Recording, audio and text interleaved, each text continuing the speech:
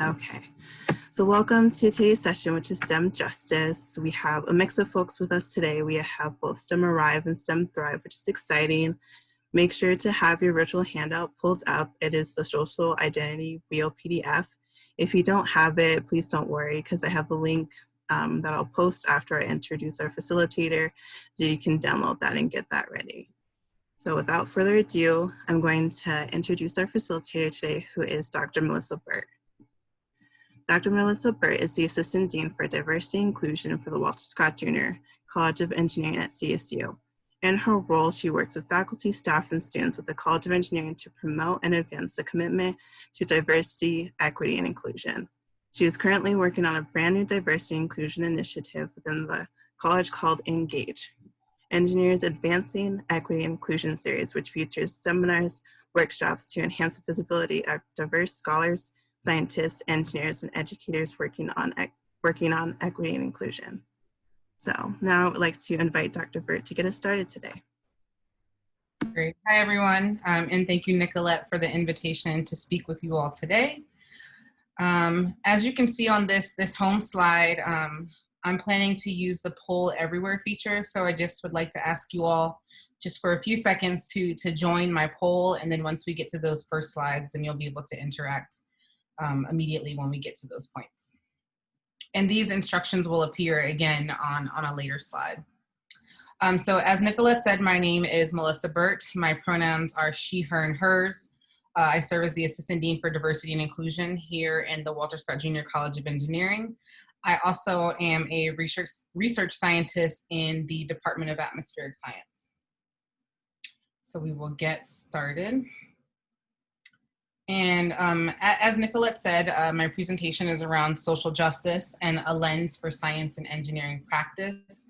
And I hope by talking with you all about this today, it can get you to think a little bit about how we reframe and reimagine the way we do science and engineering work, and really to think about this through a lens of equity, diversity, inclusion, and social justice. I'll skip over that. So just wanted to ask you all, take a temperature pulse as to how you all are doing today. And if you could just engage in this poll just to make sure that it is working for all of you. And I have no idea what like the devilish feature, her figure looks like, but I thought it was an interesting one to use.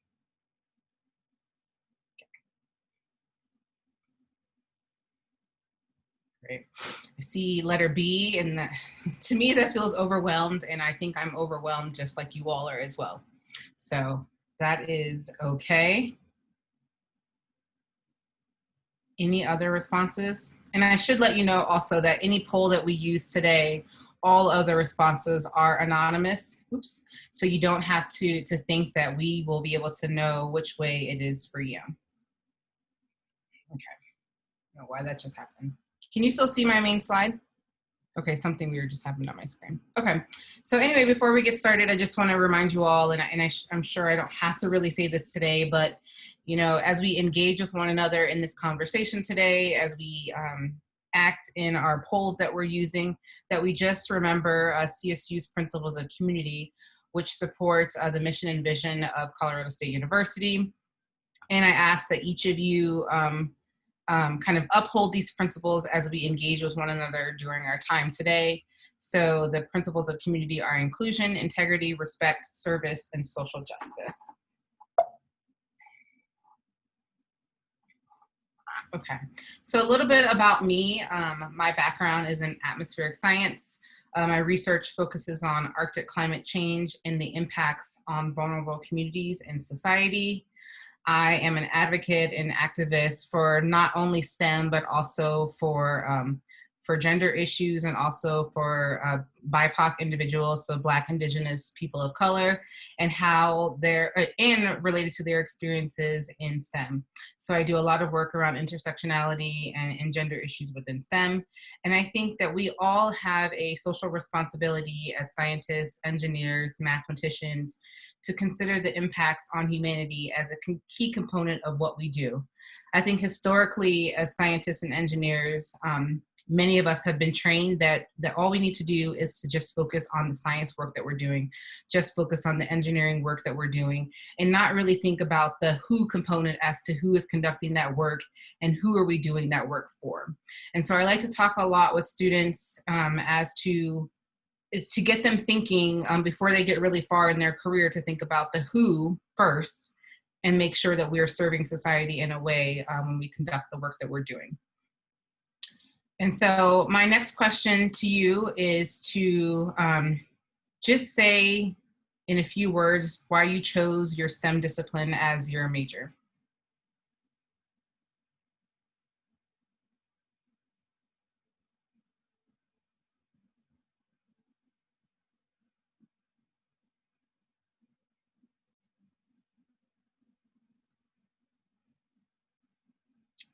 One second, I'm sorry. I don't know why this is happening right now. There we go. There we go. Let's see if I can get it to.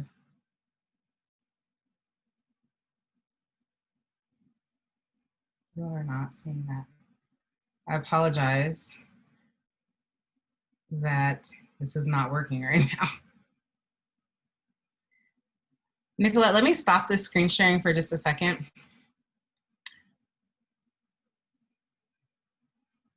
And the lovely part about this is that I tested all of this before you all got here today, and it worked perfectly well. So let's do it again. Thank you for putting your comments in the chat. So someone said, because you want to help people who have experienced trauma. Thank you for saying that. Let me try one more time to get this to work.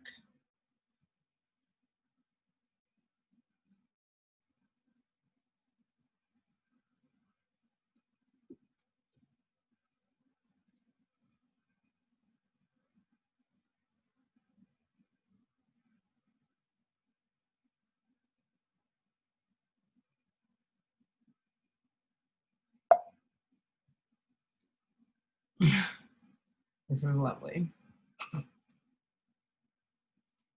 Okay. I'm not sure why this isn't working. So how about you all just type in the chat, you know, why did you choose the STEM discipline as your major?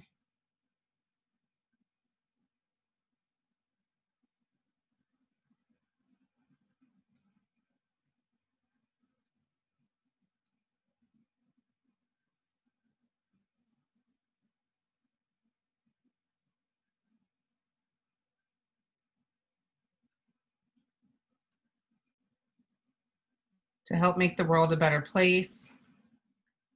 While they're all coming in. You love plants and you want to contribute to solving global food security problems. It's interesting and engaging. You like science more than other subjects and learning about and working with animals. Those are all great. So I think what I'm hearing from what you're saying so far is that many of you want to do things because it is important work that can serve your communities, or you're making these choices because you really care about the people, you find this work very interesting and engaging, you love learning and working with different groups, and many people really do choose STEM because they want to help people in a variety of different ways in that capacity. And so I think it's really important that you can use social justice as a lens for science and engineering practice for these specific reasons that you all said, right? You want to help people, you want to engage with one another, you want to make society better in those capacities. And I think also when we think about social justice, it really helps us get a better understanding of how cultural and scientific theories really do influence one another in the practices in which we do. And I think when we start to think about the people first, who are the users of the products, or how we can make an experience for someone better, it really helps us rethink and redefine the questions that we ask, and the questions that researchers seek to find answers for, or that the ways in which engineers are able to solve those problems. But ultimately what this gets at is we think about that who benefits from these solutions, who benefits from the questions, from the products that are created in those ways. So thank you all for dealing with my technical difficulties, and we'll just run with it because this is how my day is going. So when we think about STEM justice or social justice, it typically has been defined as practices that strive to design, create, and produce products and technologies that are equitably distributed and equitably accessible to people, that provide all members of society with opportunities and resources, and ultimately leads to a reduction of imposed risk and harm among specific communities. And so as we work to create or to incorporate justice into our scientific and engineering work, we're using practices that are more equitable for other people and ultimately will benefit all members of society. And I will say, as I mentioned briefly previously, that even during my training as a scientist, we never really thought about the who, like why are we doing the work that we're doing? We're just doing science work because it's interesting and engaging, right? And there was always this disconnect as to whose lives will improve based off of the work that we're doing in that way. So just wanted to get you all to think about that. And so as we move forward and we become STEM practitioners, STEM professionals in that capacity, it's really important to think about how we can be more informed in those practices and in those work that we're doing in that way. So here's kind of a, I don't know, you want to call this like a smoothie, or the components that make up what it's like to be an informed STEM practitioner. I see this in 3 different capacities. The first is gaining more self-awareness and more self-knowledge. So as an industry, using assessments to provide kind of a vocabulary to talk to others about self, to talk about self and also to talk to others. Also to have some confidence around diversity, equity, and inclusion. You know, what is diversity? Why is it important? And then finally, when we think about the products that we're designing or the projects that we are looking at, how can we really think about the user's needs, and in particular, the diverse user's needs for that particular product that we're making, so that we are user-focused designers in that capacity. And there's a whole train of research out there that really is called design thinking. And so when you're creating your designs and your products, you're thinking about the user's needs and the user's wants before you kind of work through that whole process. And so together, if we think about our STEM practitioner smoothie that we see here on this slide, all of these things together will make us more informed, but also make us valuable team members as we work on these projects, products, etc., in those capacities. And I think the more and more we can become more self-aware and practice in that capacity, the better it is for us to be more inclusive in all varieties of elements. And so I like to really think about the fact that like our language that we use is something that really matters. And we can talk about diversity, equity, and inclusion all we want, but everyone has their own understanding of what those words actually mean. And so by not even being on the same page as to what we mean by these different words, it really can set us up for failure in those capacities. So I think it's important for you all to think about, you know, when we say diversity, what do we mean? When we say equity, what do we mean? When we say inclusion, what do we mean in that capacity? So just to take you a little bit through this, and you may already be aware, but it never hurts to hear these things more than once. So when we say diversity, and as this image on your screen kind of shows you, it really refers to all the ways in which people differ, and it encompasses the different characteristics that make one individual or group different than another. And diversity is about representation, and typically representation counts, but I think a lot of times we can get very one-sided or one-track minded when we think about diversity, that we just think of it as like racial and ethnic diversity.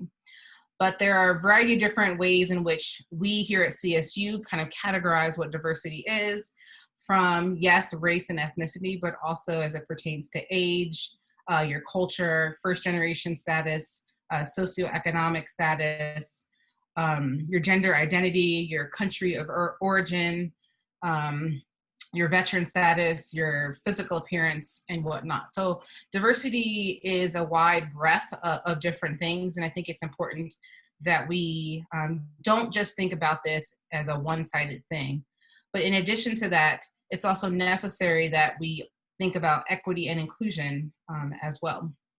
So if we move to what equity is, and here is actually an image that shows on the left side something about equality, on the right side about equity. And what we can get here is that equality is just everybody has the same thing. And a lot of people say, well, we just want things to be equal. We just want we just want to provide everybody with the same exact thing in that space. But we really want to strive for, before we can get equality, is to really think about equity. And equity means recognizing that we do not all start from the same place and must acknowledge and make adjustments to those imbalances. So to be more equitable in this space, we have to think about this as an ongoing process, and it requires us to identify and overcome intentional barriers, or intentional and unintentional barriers that arise from bias or other systemic structures that are out there. So you can see here in this figure, and I should say that this is a very basic image that speaks to what equity is, but there's a fence that goes along the screen, and each person, at least on the left side, gets the same little box, right? That's your equal thing. We're giving everybody the same thing. But equity really meets people where they are, to provide them with the resources and the needs that they need for success. And so then when we finally think about inclusion is the action or state of including or being included within a group. It's more than just simply a numerical representation, or more than just simply saying diversity. It really is an authentic and intentional process that empowers people to participate, provides a true sense of belonging for individuals, and ensures that everyone is welcomed, that they're valued, and that they're affirmed. And I really like to think about this as inclusion is something that is rooted in respect. So just also making sure that everyone is able to have a voice, and not that they just have a voice, but that their voice is actually heard, and that they're not being pushed away in those spaces. So this is an ongoing act, and I think it's important that we can't just do one of these things. So yes, we can say we have diversity, kind of diversity just exists around us, but the act of being inclusive is something that takes effort, it takes time, and it really matters for people's success, and also really matters for people to even just want to stay and be involved in the spaces that we're in. And so when I think about the STEM disciplines, I think it requires collaboration. And in addition to collaboration, also requires diversity, equity, and inclusion. And we know from research, specifically research on problem solving, that the most successful scientific teams or engineering teams have members that bring multiple perspectives to the table, that leverage different life experiences and values to identify, approach, and solve complex problems, that values the differences that individuals have in a group and use those to their advantage in a positive way, and fosters a culture where team members feel safe in bringing up problems or issues that arise. And what we can get from this, that it makes us all better by engaging and collaborating with each other in these spaces. We know that different ways of thinking help us solve problems in many different ways, and we can really take advantage of the different perspectives that people bring to the table to really help our work grow and even seek to address grand challenges that are out there in the world, in science, but also within engineering. So one thing, as I showed you in that little smoothie or that funnel slide that you saw there on becoming more informed as a STEM practitioner, is this idea of becoming more culturally aware or more self-aware in that space. And so I think it's really important that we take time to really reflect on our own selves, that we take a look deeply, introspectively as to like who we are, how we show up, and how that really has impacts on the ways that people perceive us. And so this activity that I would like for you all to do, and I believe Nicolette shared with you all that handout, is called a social identity wheel. And I don't know how many of you have already engaged us in this activity before, but if you have, just kind of play along again for today's activity. But through this activity, I really like to encourage students to identify and reflect on the various ways that they identify socially, and how those identities become more visible or more keenly felt at different times in your lives, and how those identities impact the ways that other people perceive you or may even treat you in that way.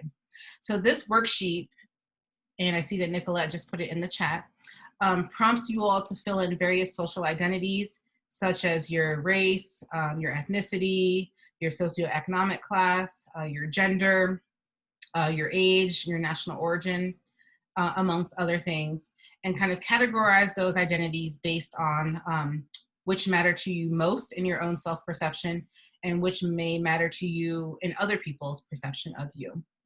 So I should say that I'm going to have you all take a few minutes and complete this sheet, but I will note that you won't have to share this sheet with anybody else, right? And so don't think as though you're putting yourself out there in this space by doing this. But I just want you all to take a few minutes and reflect on this activity. So to give you an idea, because sometimes people ask questions as to what is really the difference in some of these words that are being used. This slide here just shows you some examples as to when we say gender, what do we mean? You can also choose to use gender identity if that's something that you would prefer to use on this sheet. What are the different categories of race and ethnicity? And these are just examples. This is not all-encompassing at all, I should also point out. So just take a look at this slide here for just a few seconds. And as you look at your own worksheet in front of you, think about how you would fill those in. And so what I would like for you all to do is to take, and we don't have to take 10 minutes, but take, let's just say 5 minutes, and to complete kind of the outside wheel, and then go through questions 1, 2, 3, and 4, and just kind of jot that down either on your computer or on a sheet of paper, and then we'll come back in a couple of minutes to talk this through.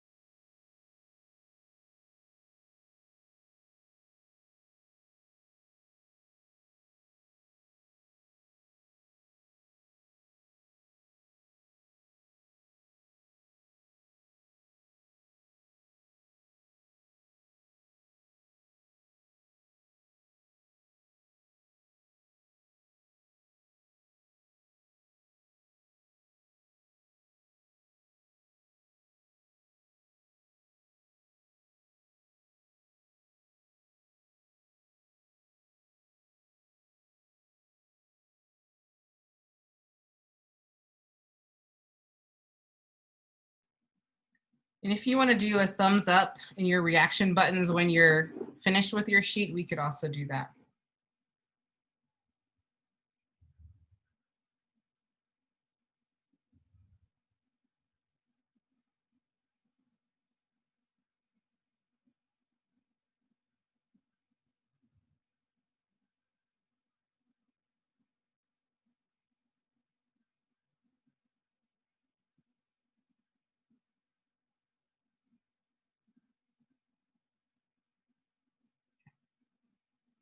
Great. Looks like you all are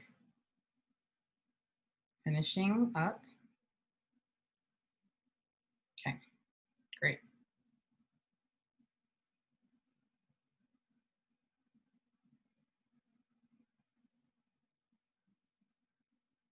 Okay.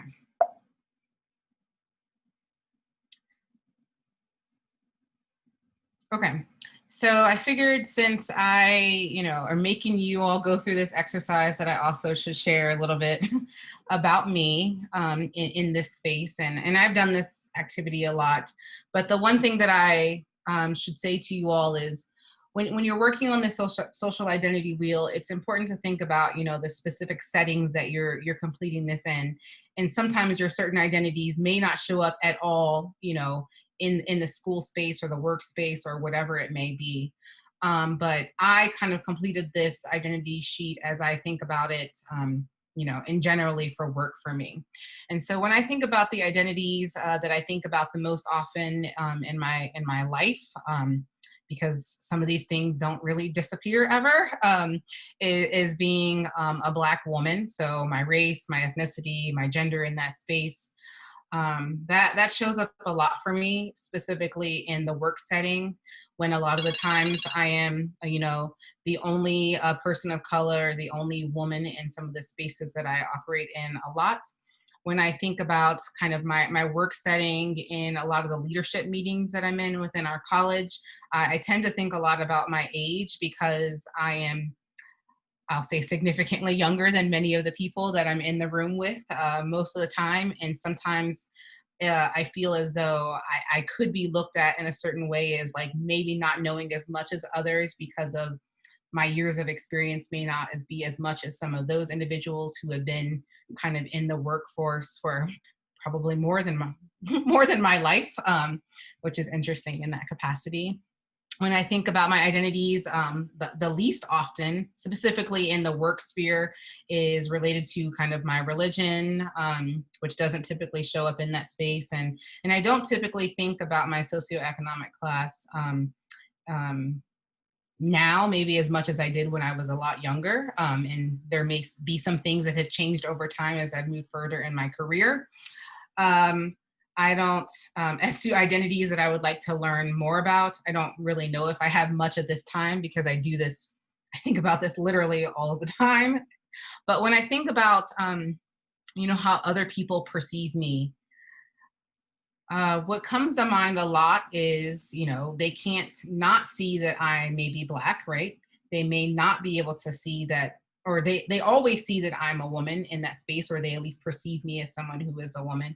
So I think a lot about my race, and I think a lot about my gender, and I think about my age. Sometimes when I'm traveling internationally, given the politics and the dynamics of things that happen here in the United States versus in some of the other countries, I do think a lot about my national origin and how I may be perceived in a certain way, especially if my views don't align with kind of some of the other views of things that happen in this particular country. So I think all of these components really do influence the way that people perceive me, specifically also as being a scientist, right? And in my field, it's one of the least diverse fields of all the STEM disciplines. And so we do not have a lot of women, and we definitely do not have a lot of people of color in those spaces. And so no matter if I am giving a talk at a professional organization meeting, or if I'm giving a talk just in my own home department, I'm typically one of either the only or one of the few in a number of those spaces. And that really does come to mind for me as I talk, as I interact with other people Sometimes I can be a little bit more shielded because I don't want to let people in those ways, because I don't want them to know certain things about me in those spaces. But ultimately what I'm trying to get at is that, you know, the ways in which we identify really impact either the ways that people perceive us or the ways that we perceive ourselves. And sometimes these show up significantly more or maybe even less in those particular ways. And so you may ask, or I guess what I'm going to ask you next is, thinking about those 4 questions in the center of that social identity wheel, how does your identity show up for you in STEM? And you could think about that, you know, when you're in your classes, um, I guess your virtual classes, your in-person classes, whatever it may be, in that space. And so what I'm going to do, since we have lovely technology issues today, I'm going to have your answers show up as you all start to fill those in. I will display them on the screen.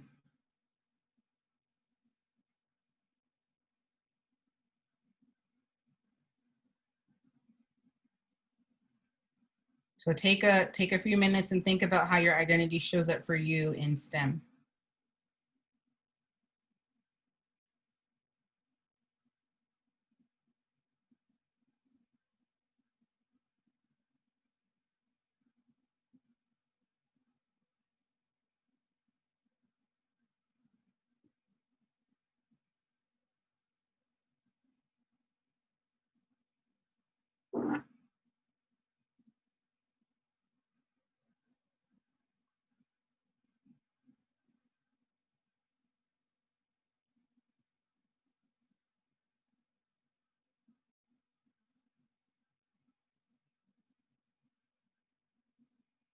And don't be shy.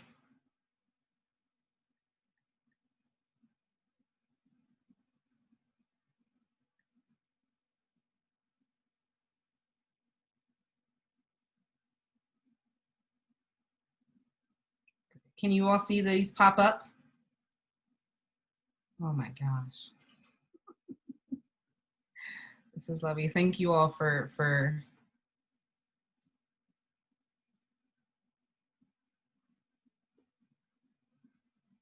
Can you see these now?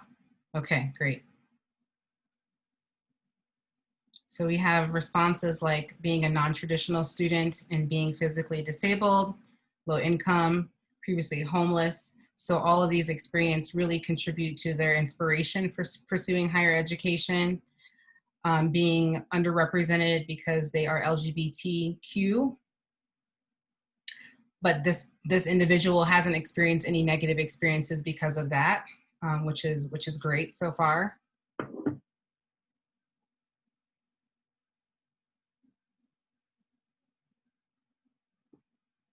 Other comments that you all have, and you can feel free to also just put it in the chat box if that's easier for you.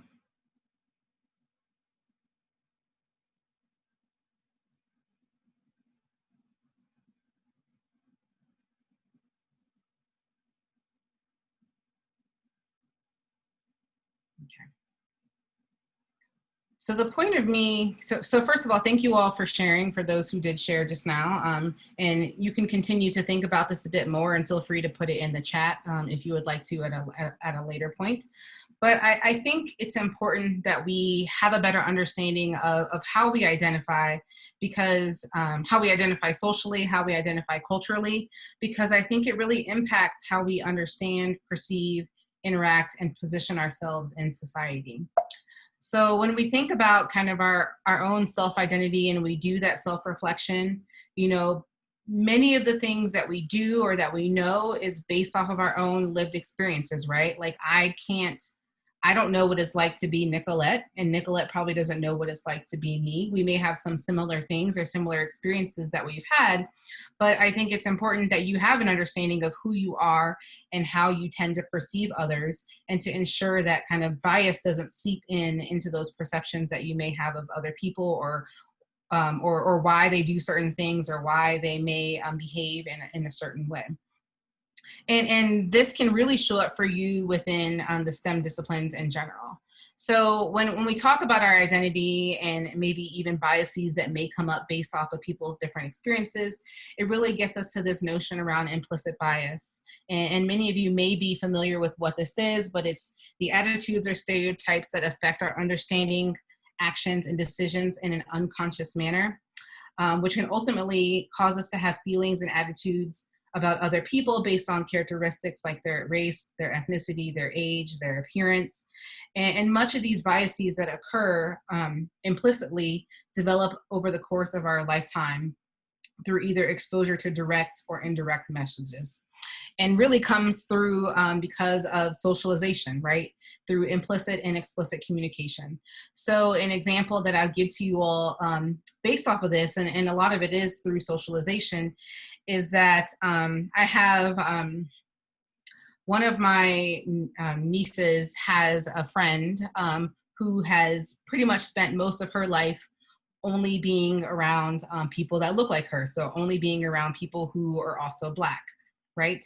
And one time I had a friend join me on a family vacation. We were at the beach. She had spent, 5 or 6 days with all of us in that in that setting. And somehow it came across where this little girl said to my friend, "Oh, wow, you're white," even though she could physically, she could see that this person was white. And my friend said, "Yes, I am white," which is kind of funny to say. And this little girl said, "Wow, I didn't know that you could be nice, because I've been told that white people are bad." And it's like, where did you get this information from, right? And this little girl just listened to the adults around here, and she probably just took the information out of context. But what she always had in her brain was that she associated a certain thing with a particular race, which is not correct at all, right? Like, you cannot make those generalization statements in that way. But I think a lot of the things that we learn come from the socialization, come from either hearing someone say something, if it's a parent or a person of authority in that capacity, but that really can lead to biases that show up. And again, this example that I gave you was pretty overt. Like, a lot of these biases that do occur are less overt, but that was a very overt communication process where that's something that she heard. She took it with her. She assumed that was something that always happened. But then in a certain situation, that came out loud in a very interesting case. But it led to a conversation that we could have as to, well, you've already been around this person for a very long time. You've never experienced anything in that way. So why would you kind of come to that determination as to that is how all people fit into that group? And so it was an interesting learning lesson that we could have with this young girl, to say, some of these statements that you may hear may not actually be true in that way.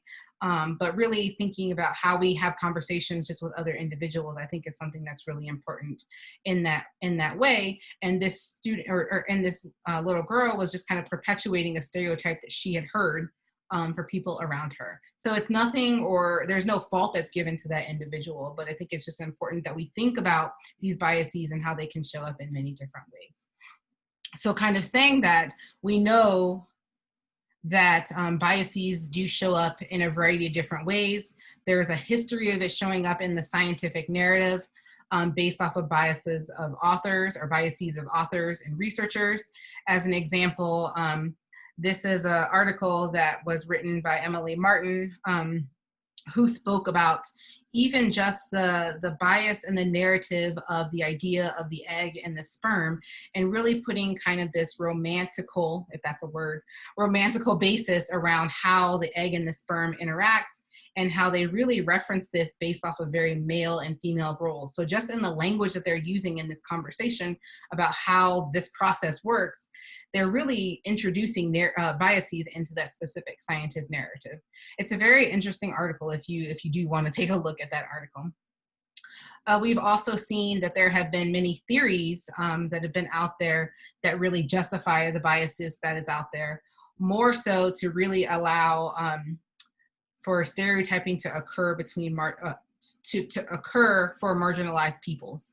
So as an example, in 1839, there's this, I guess it's an anthology called Crania Americana, which really illustrated, or at least tried to say, based off of the skulls of different individuals, that some groups of people were smarter or had larger brains or had better expertise just based off of um, their size of their skull. And they linked this to kind of a whole big race issue, which was such an interesting thing, but that people believed for a very, very long time that this was true about particular races and who was smarter or whatnot.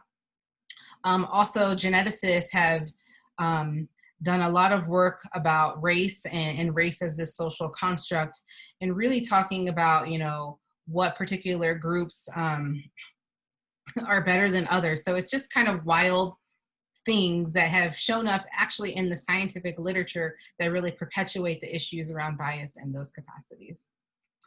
In addition, there's many different historical examples of how bias can show up during research and in design processes. On the left, I'm not sure how many of you are familiar with the Henrietta Lacks story and the HeLa cells, but Henrietta Lacks was the unwitting source of these cells, which were extracted from her when she was having a biopsy done from a treatment of cervical cancer at Johns Hopkins Hospital in Baltimore. And pretty much what they did was they used her cells. They were cultured, and they were able to create this new cell line called the HeLa cells, which is still used in medical research today. But at this time, no consent was given for them to be able to even use these cells. No compensation was given to her or even her family because of the extraction or the use of these cells. So really, taking her cells as a Black woman and using those cells to do testing on, which actually was very, very common in these times, unfortunately. Another example of this, if you're aware, is a Tuskegee syphilis study, which was a 40-year study on African-American men, which was a huge violation of ethical standards, where the researchers were knowingly, supposedly treating these people for syphilis, but they weren't actually doing that at all. And so what the purpose of the clinicians was to treat these people for their syphilis, but really what they were doing was testing on these individuals in that capacity. So there are a number of different ways in which studies have thought that they could just use people for testing and treatment in a certain way, which is not really good at all, obviously. And then also you can think about these historical examples, but you can also see how in which bias still exists today, from examples of the engineering of crash test dummies and creating crash test dummies that are an average size of a human being. And when they say average size of a human being, they meant the average size of a white male who was 6 feet tall and 250 pounds. And so there was no testing that was done for any other varied body type, if that would be either for people who identify as women, people who may be pregnant, as you see in this image here, or even for young kids. And so, kind of doing this one size fits all thing does not work out well in any consideration. We also see biases, and this is of artificial intelligence technology. So you all know when you pull up like your iPhone or whatever, and you go to take a picture and the boxes show up on people's faces. Well, this technology, if you can see in this picture, was only picking up certain types of people's faces. And this was also based on kind of skin color in that capacity. So we see that biases show up today because of either the person who's creating it or not seeking a wide population of individuals who could benefit from the particular technologies. And we also see this in the kind of disability area as well, in the development of particular technologies for use for people who may not be able-bodied, but only testing them in certain particular ways and not thinking about the broad range or the broad users that could actually benefit from these sort of activities. And so we see bias in so many different ways. It's not just a historical thing. It's kind of entrenched into scientific work and scientific narrative, but there are things that we can do to really kind of combat this. And this pretty much goes to that little smoothie that I showed you in the beginning of the talk, right? Thinking about how we can be more informed as STEM practitioners in that way, and to think about the many different users that would be using the products that we create, or even just in solving the problems that we tried to do. And so finally, I'll just show one other example. This was specifically related to kind of the COVID-19 vaccine trials and the lack of participation that was coming from people of color.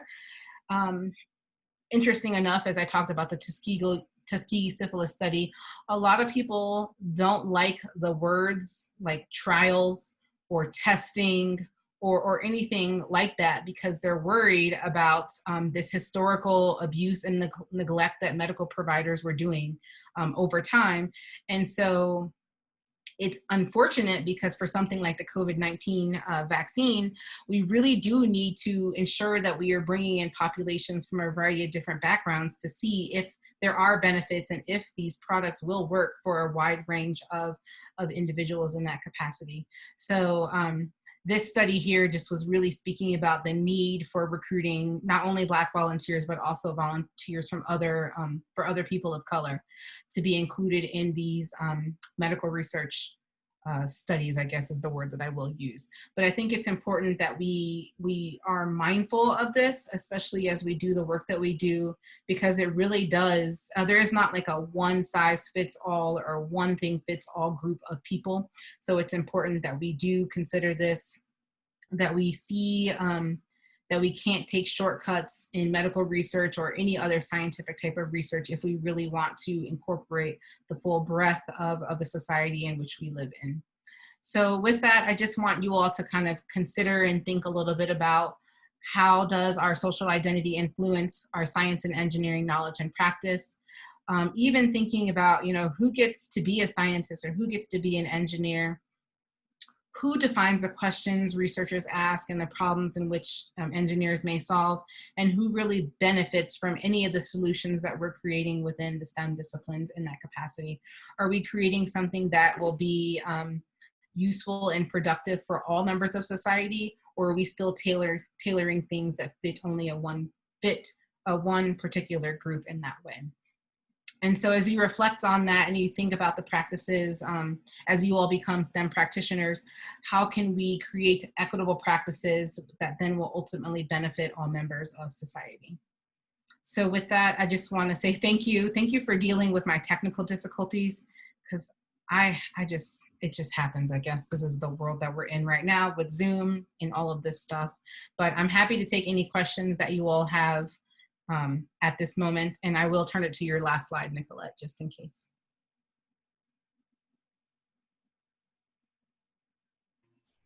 Thank you, Dr. Burt, and you're perfectly fine.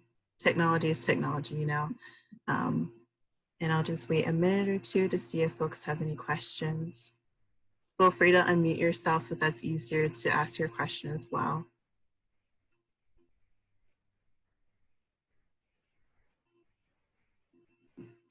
And I'm happy to also put my contact information in the chat if you all want to talk and you don't want to talk in this space, but you want to ask questions. I'm also open to receiving things by email, and we could set up, well, if you're not tired of Zoom, we could set up a Zoom call to have a further conversation if that's something that would be of interest to any of you. Thank you, Dr. Burt. And I see lots of thank yous in the chat, so I'll wrap it up here for everybody. So for some reminders for STEM Thrive, you'll need to complete your CLIF evaluation, which I put in the chat, and you'll have into December 11th to complete the evaluation for today and for any other remaining CLIFs that you have attended for this semester. For STEM Arrive, you also have a post-assessment to complete. Please try to complete it this week. You have until December 11th as well to complete any remaining post-evaluations as well. And our last session for STEM Arrive is this upcoming Monday on the 7th at 4 p.m. And we'll have an overall post-assessment as well for STEM Arrive that's coming out soon to complete. And with that, thank you again, Dr. Burt, for joining us. I greatly appreciate your time and energy being with us today. And thank you everybody who was in this space today, and have a good rest of your day and stay warm. Thank you all.